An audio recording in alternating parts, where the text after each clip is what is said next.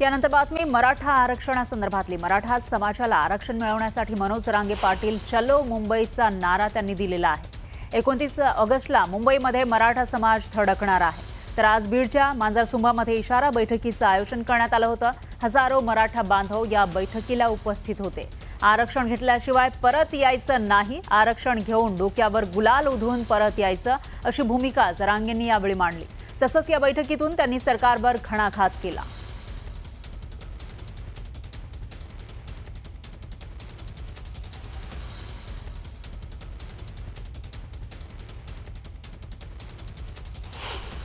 जाळपोळ दगडफेक करणारी ती आपल्या संघ आलेली पैदास नाही, हे लक्षात ठेवा। सरकारने षडयंत्र करून ते लोक आपल्यात घातले। वेळ पडली तर त्यांना आपल्या घोषणा द्यायला लावते। ती गढूळ आवाज माया घोषणा द्यायला बसली, सरकारला शादी आपल्याला खुश करण्यासाठी वेगळ्या वेगळ्या घोषणा देईल आणि त्यांचेच लोक पाठवलेले म्हणते फडणवीस देत नाही, हना दगड।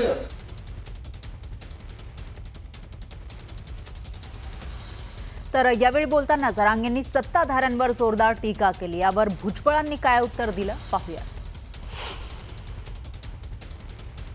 जर सत्ता पालट झाला तर महाराष्ट्राच्या बाहेर जाशील,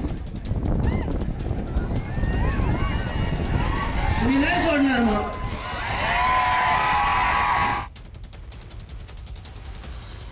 ज्याची तशी संस्कृती तसे तो शब्द वापरणार, त्याला तुमचा आमचा नाविलाज आहे। भुजबळांना भुंगारे म्हणाले, प्लीज मी सांगितलं ना, ज्याची जशी संस्कृती तसे त्यांचे बोल असतात। सगळे त्यांनी 10% तुम्हाला आरक्षण आम्ही सगळ्यांना दिलं त्यांना। दरम्यान मनोज जरांगेंनी चलो मुंबईचा नारा दिल्यानंतर ओबीसी आंदोलक नवनाथ वाघमार यांनी जोरदार हल्लाबोल केला। पाहूया। जे आरक्षणाची ज्याच्यातून मागणी करतात ते आरक्षण जरांगेला मुख्यमंत्री केलं तरी ते भेटणार नाही, आणि मग जे भेटणारच नाही तर त्याच्यामध्ये तुम्ही कुठतरी स्वतःच्या परिस्थितीसाठी समाजाला वेठीस धरणं फायदा म्हणजे चुकीचं आहे। फक्त जरांगेला स्वतःची प्रसिद्धी आणि स्वतःला खोके। खरं तर आता एका आमदाराकडून 10-10, 15-15 लाख रुपये घेतले, असे महाराष्ट्रात अनेक आमदाराकडून पैसे घेतले। त्यातले 50% जरांगे स्वतःच्या घरी स्वतःचं घर भरवण्याचं काम करीत, बाकी काही नाही। जरांगेला फक्त पैसे गोळा करण्यासाठी जरांगेची ही मुंबई वारी आहे, बाकी कुठला विषय नाही। पाहुयात पुढची बातमी। राज्य सरकारच्या महत्वाकांक्षी मुख्यमंत्री माझी लाडकी बहीण योजनेमध्ये मोठा गैरव्यवहार झालाय। या योजनेत तब्बल 26,34,000 बोगस लाभार्थी असल्याचं समोर आलंय। बोगस लाभार्थ्यांची संख्या पुणे जिल्ह्यामध्ये सर्वाधिक आहे। उपमुख्यमंत्री अजित पवार पालकमंत्री असलेल्या पुणे जिल्ह्यात तब्बल 2,04,000 बोगस नावं आढळली आहेत। तर एकनाथ शिंदे पालकमंत्री असलेल्या ठाणे जिल्ह्यात 1,25,300 बोगस लाभार्थी आढळले आहेत।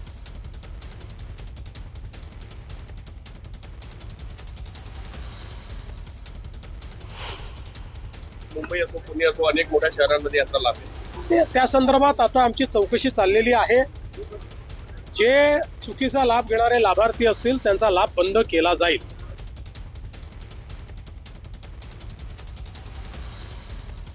दरम्यान उपमुख्यमंत्री आणि पुणे जिल्ह्याचे पालकमंत्री अजित पवार यांच्या जिल्ह्यामध्ये सर्वाधिक 2,04,000 बोगस लाभार्थी असल्याचं उघड झालंय। या संदर्भात प्रश्न विचारल्यानंतर दादांनी खोचक उत्तर दिलंय। योजनेचा लाभार्थी घेतोय दादा, सगळ्यात पण दादा बाईट दे ना। मग दादा तुमच्यासाठी चालू आहे आम्ही। दादा लाडक्या बहिणीवर बोला दादा।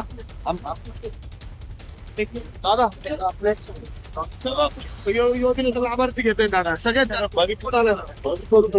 पण दादा बाईट दे ना। मग दादा तुमच्यासाठी चालू आहे आम्ही। दादा लाडक्या बहिणीवर बोला दादा।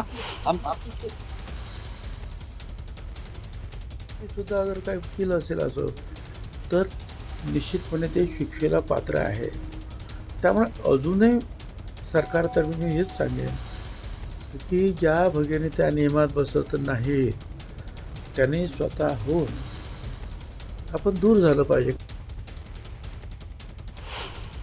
आप आपापल्या मतदारसंघामध्ये बोगस लाडके भाऊ लाडक्या बहिणींना पैसे वाटप करून यांनी मतं विकत घेतली.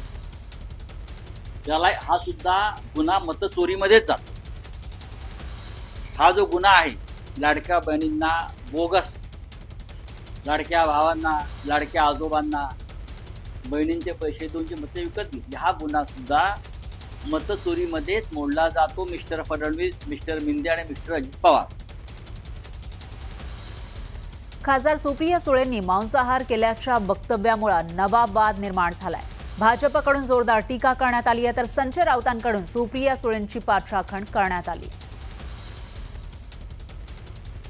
जो खाते खाते एकदा तर कुठे जेवायला गेले, खाल्लं तेवढंच व्हायरल.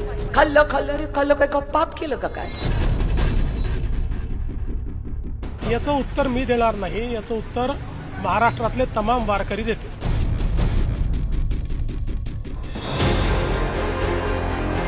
सुप्रिया सुळेंनी मांसाहारावरती शनिवारी वक्तव्य केलं होतं. एकदा तर कुठे जेवायला गेले, खाल्लं तेवढंच व्हायरल. त्यावर मुख्यमंत्र्यांनी वारकरी उत्तर देतील असं म्हटलं होतं आणि तसंच झालं. संतप्त राजकीय प्रतिक्रिया सुरू झाल्या आणि वातावरण चांगलंच तापलं.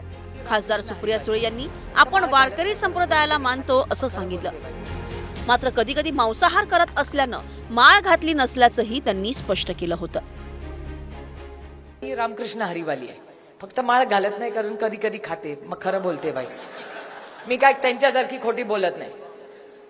आणि खाल्लं माझा पांडुरंगाला चालतंय, तुम्हाला काय प्रॉब्लेम आहे? खरं आहे की नाही?